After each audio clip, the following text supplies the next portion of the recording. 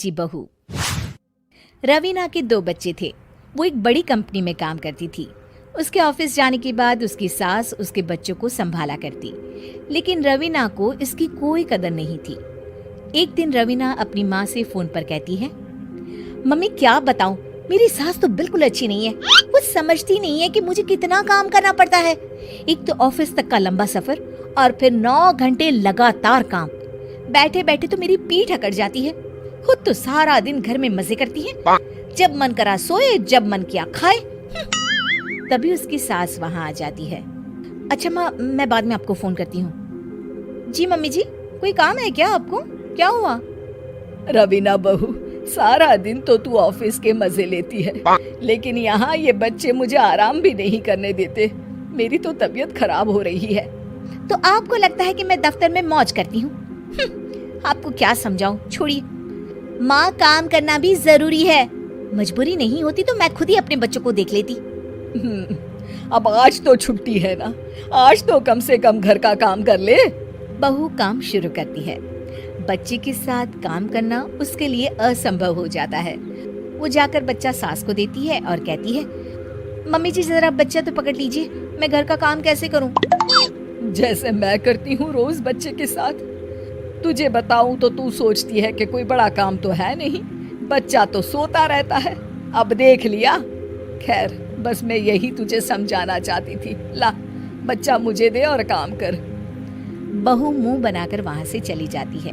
वो मन में सोचती है, बात तो सही है, बच्चे के साथ घर का काम करना असंभव है।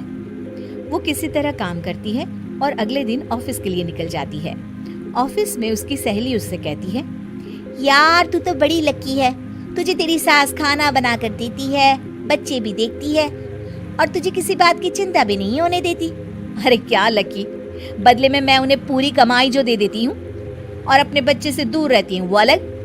हर किसी को ना दूसरे की प्लेट में ज्यादा घी दिखता है। जा अपना काम कर। अरे फिर भी ये तो है, यहाँ हमारे बच्चे को मैं क्रैश में छोड़ती हूँ, हर पल डर लगा रहता है कि क्या कर रहा होगा।